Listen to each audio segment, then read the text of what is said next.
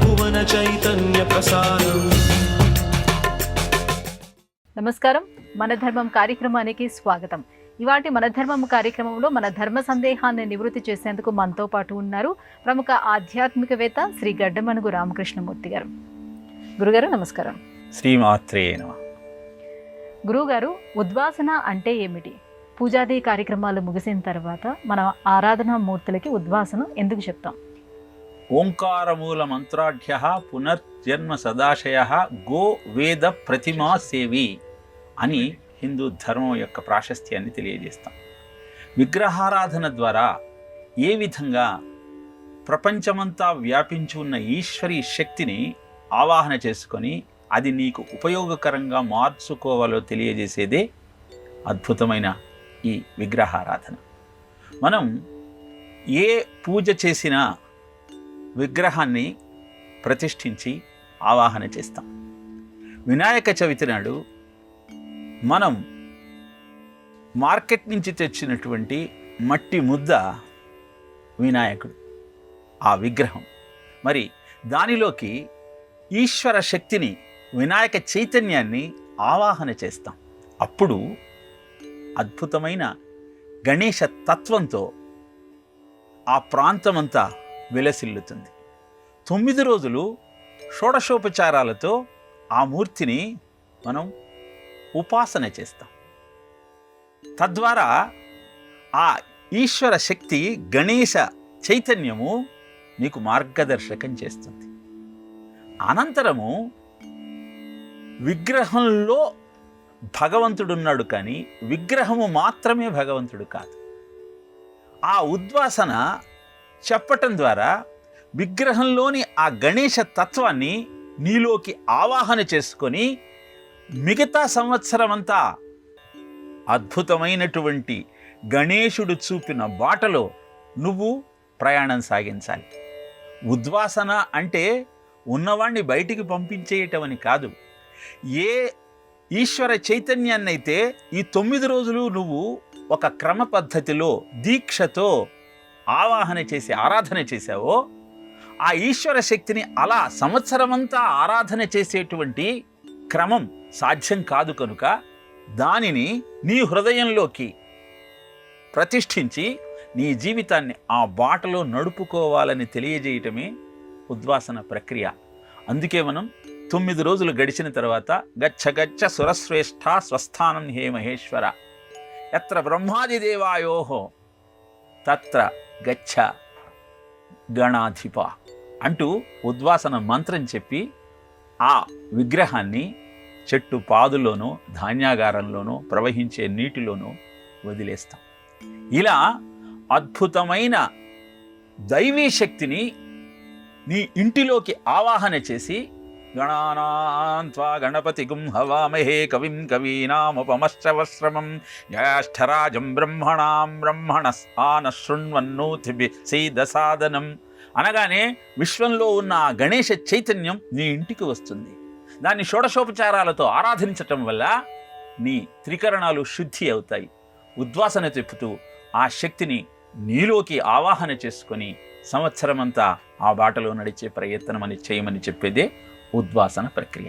గురువుగారు, నవరాత్రులలో గణపతిని ఎంతో అంగరంగ వైభవంగా, ఎంతో సంబరంగా మనం ఆరాధన చేస్తాం. 10 రోజుల తర్వాత 11వ రోజున ఆ గణపతుల మూర్తుల్ని జలరాశుల్లోనే ఎందుకు నిమజ్జనం చేస్తాం? ఇందులో ఉన్నటువంటి ఆంతర్యం ఏంటి? వర్షాకాలంలో ఏరులన్నీ వరదలై పారుతూ ప్రకృతి అంతా పచ్చదనంలో శోభిస్తూ ఉంటుంది. అందుకే గణేశుడిది హస్త నక్షత్రం. ఆ హస్త నక్షత్రానికి బుధుడు అధిపతి. బుధుడు పచ్చదనాన్ని ఇష్టపడతాడు. అందుకే మనం 21 పత్రాన్ని పూజయామి అంటూ ఆయనని 21 పత్రులతో పూజిస్తాం. ఇక గణేశ విగ్రహాన్ని మట్టితో తయారు చేయడం కోసం ఏటిలోకి తిరిగి ఒండ్రు మట్టి తీసుకొచ్చి దాంతో విగ్రహాన్ని తయారు చేస్తాం. అంటే వర్షాకాలంలో నీరు ప్రవహించాలి అంటే చెరువు పూడిక తీయాలి. అలా విగ్రహాన్ని సృష్టించి 9 రోజులు పూజించి తర్వాత అదే నీటిలో లయం చేస్తాం. అంటే మొత్తం సృష్టి కార్యక్రమాన్ని అక్కడ ప్రతిబింబిస్తూ ఉంది. శబ్దాత్ వ్యోమతత ససర్జిత విభో స్పర్శం తతో మారుతం తస్మాద్రూపమతో మహోధరసం గంధం తోయంచ గంధం మహీం ఏవం మాధవ పూర్వకలనాత్ అద్యాద్య ధర్మాన్వితం భూతగ్రామమివం త్వమేవ భగవన్ ప్రాకాశయస్తామసాత్ అని చెబుతాడు నారాయణీయంలో. శబ్దం నుంచి ఆకాశం వస్తే ఆకాశం నుంచి స్పర్శ తన్మాత్రతో వాయువు వచ్చింది, వాయువు నుంచి స్పర్శ శబ్ద తన్మాత్రలతో పాటు రూప తన్మాత్రతో అగ్ని వచ్చింది, అగ్ని నుంచి శబ్ద స్పర్శ రూప రస తన్మాత్రతో జలం వచ్చింది. ఇలా శబ్ద స్పర్శ రూప రస తన్మాత్రలతో కూడి గంధంతో ఈ పృథ్వీ ఏర్పడింది. ఈ దేహము పృథ్వీతత్వము. గణేశుడు నీ దేహంలో ఉన్న షట్చక్రాలలో పృథ్వీతత్వం కలిగిన మూలాధిష్టానికి అధిష్టాన దేవత. పృథ్వీకి జడతత్వము. ఇది చైతన్యవంతం కావాలి అంటే జలంతో కలవాలి. అందుకే ఈ మట్టి వినాయకుణ్ణి అంటే భూతత్వాన్ని పృథ్వీతత్వాన్ని జలంతో ఐక్యం చేస్తూ సూక్ష్మం నుంచి వచ్చిన ఈ స్థూలాన్ని తిరిగి సూక్ష్మంలో కలుపుతూ సృష్టి స్థితి లయలకు కారణమైన ఆ పరమాత్మ చైతన్యాన్ని గుర్తించటమే నిమజ్జనంలోని ఆంతర్యం. అందుకే భారతీయ జీవన విధానంలో మనం ఏ పని చేసినా లౌకికమైన ఆధ్యాత్మికమైన సామాజికమైన ప్రయోజనాలు మూడు ఉంటాయి. ఆధ్యాత్మికంగా ఈ విధంగా నీ రూపము యొక్క స్వస్థానమేదో దాన్ని గుర్తిస్తూ ఆ సత్యాన్ని తెలుసుకునే ప్రయత్నం చేస్తూ ఉంటే, లౌకిక ప్రయోజనం ఏమిటి అంటే నిమజ్జనం కోసం అందరము సమిష్టిగా కూడి ఉత్సవం జరుపుతూ ఒక ఐక్యతా భావనతో సంఘటనా భావనతో ముందుకు కదులుతాం. ఇక లౌకిక ప్రయోజనం ఏమిటి అంటే, ఏ వర్షాకాలంలోనైతే కొత్త నీరు వచ్చి అనేక క్రిమి కీటకాదులతో ఈతి బాధలతో ప్రజలు బాధపడుతూ ఉంటారో, ఆ నీటిని శుభ్రం చెయ్యాలి అంటే ఔషధ గుణాలు కలిగిన 21 పత్రులతో వృక్షముల యొక్క ఆకులతో మనం గణేశుణ్ణి పూజిస్తాం. ఇవి 9 రోజులు ఇంట్లో ఉంటాయి. ఈ ఔషధ గుణాల యొక్క ప్రభావము ఇంట్లో ఉన్న వారందరి మీద ఉంటుంది. మళ్ళీ వినాయకుడితో పాటు ఈ పత్రిని కూడా తీసుకెళ్లి నీళ్లలో కలుపుతాం. తద్వారా నీటిలో ఉన్న క్రిమికీటకాదులన్నీ కూడా అంతర్ధానం అయిపోతాయి. ఇక ఈ విగ్రహాలను నదులలో కలపటం వల్ల ఆ నది ఉద్ధృతికి ఈ విగ్రహాల యొక్క మృత్తిక అడ్డంగా నిలుస్తుంది. ఇలా లౌకిక ప్రయోజనము, సామాజిక ప్రయోజనము, ఆధ్యాత్మిక ప్రయోజనము మూడింటిని అందించేదే భారతీయ జీవన విధానం. అందుకే నిమజ్జనం చేస్తాం. మట్టితో చేసిన వినాయకుళ్లను మనం నిమజ్జనం చేస్తాం. లోహంతో చేసిన వినాయకుళ్లను నిమజ్జనం చెయ్యం. ఇంట్లోనే ఉంచి ఆరాధన చేస్తాం. గురుగారు, గణపతి చేతిలో లడ్డూను ఉంచి దాని వేలం పాటలో ఎంతో పైకం వెచ్చించి మరీ భక్తులు సొంతం చేసుకుంటారు కదా, ఇదంతా ఒక సంప్రదాయమా, విశ్వాసమా, నమ్మకమా? ముదాకరాత్త మోదకం సదా విముక్తి సాధకం కళాధరావతంసకం విలాసి లోకరక్షకం అనాయకైక నాయకం వినాశితేభ దైత్యకం అని మనం గణేష పత్రాల్లో ఆ స్వామిని కీర్తిస్తాం.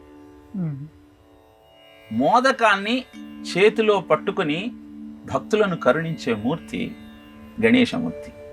మోదకం అంటే ఏమిటి అంటే, ఆ స్వామిని విశ్వసించి పూజించి నువ్వు ఆరాధించిన తరువాత ఆ ఫలితాన్ని నీకు అందించే దేవతామూర్తి.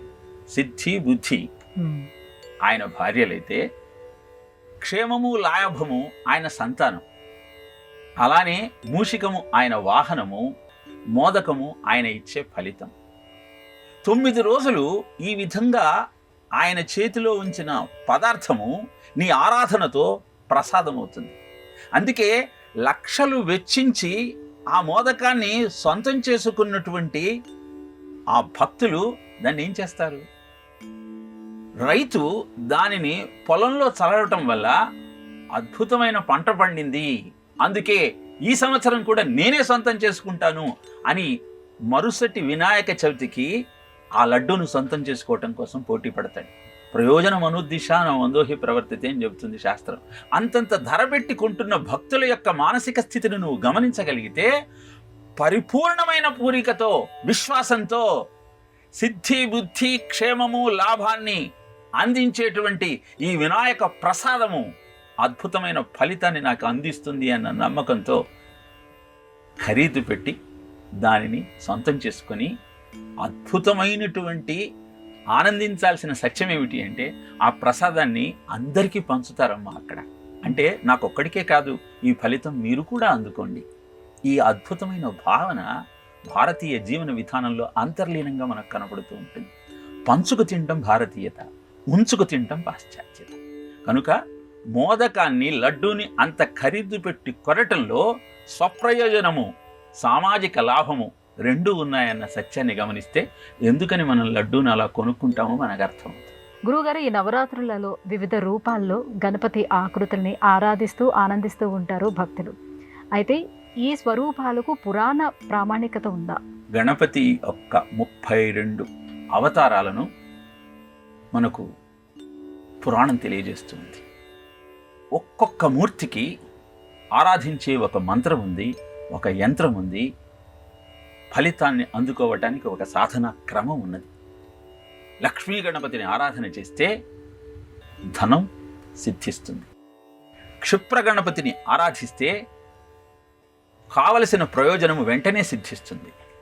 నృత్య గణపతిని ఆరాధన చేస్తే నర్తనంలో అద్భుతమైనటువంటి కౌశలం నీకు సిద్ధిస్తుంది. అక్షర గణపతిని ఆరాధిస్తే సాహిత్యంలో ప్రతిభ నీకు పెరుగుతుంది.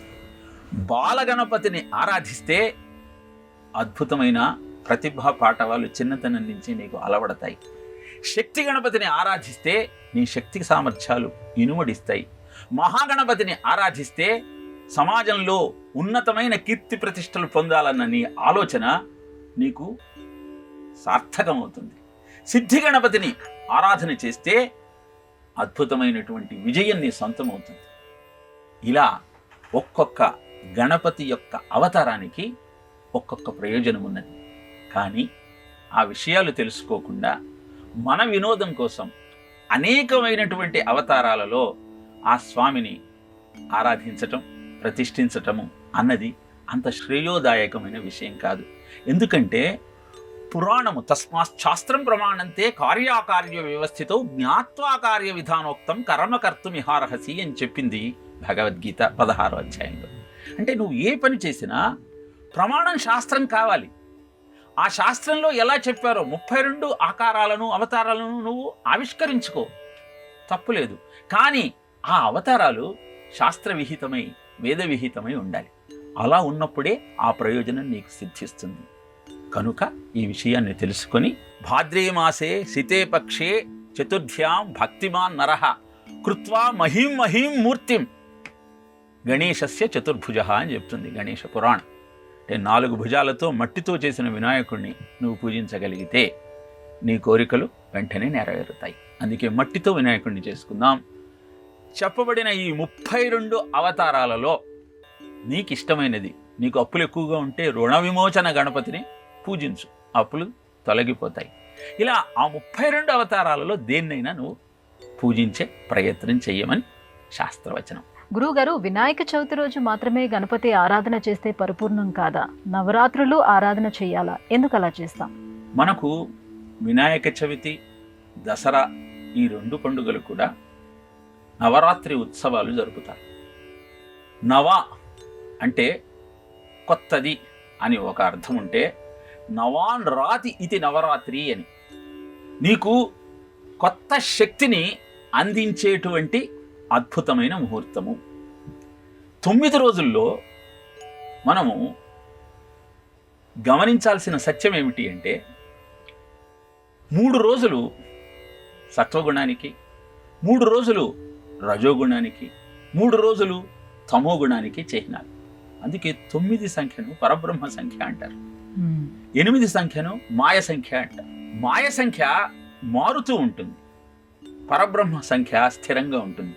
అందుకే 9వ ఎక్కంలో వచ్చిన లబ్ధాన్ని కూడితే మళ్ళీ 9 వస్తుంది. 8వ అంకెలో అలా రాదు. అంటే సత్యము, నిత్యము, శాశ్వతము అయినటువంటి ఆనందాన్ని అందుకోవటం కోసం నవరాత్రుల యొక్క పూజా విధానాన్ని ఆగమశాస్త్రం తెలియజేసింది. అంతేకాకుండా మనకు ఈ వర్ష ఋతువులో అనేకమైనటువంటి ఈతి బాధలు కలిగేటువంటి అవకాశం ఉంటుంది. వసంత శరదాదేవ జననాశ కరావుభౌ అని దేవీ భాగవతం దేవీ నవరాత్రాలు ఎందుకు చేస్తారో తెలియజేసింది. ప్రజా నష్టం ఎక్కువగా జరిగేటువంటి అవకాశం ఉంది కాబట్టి దేవీ శక్తిని ఆవాహన చేస్తూ జీవితాన్ని అద్భుతంగా గడపటం కోసం 9 రోజులు స్వామిని మనం అర్చన చేస్తాం.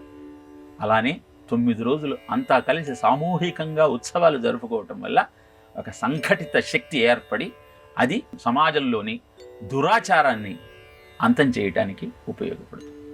అందుకే 9 రోజులు ఈ ఉత్సవాన్ని జరుపుతారు. గురుగారు, వ్రత సంవిధానంలో అనంత పద్మనాభ స్వామి వ్రతం యొక్క ప్రత్యేకత ఏమిటి? ఈ వ్రతాన్ని ఎలా ఆచరించాలి?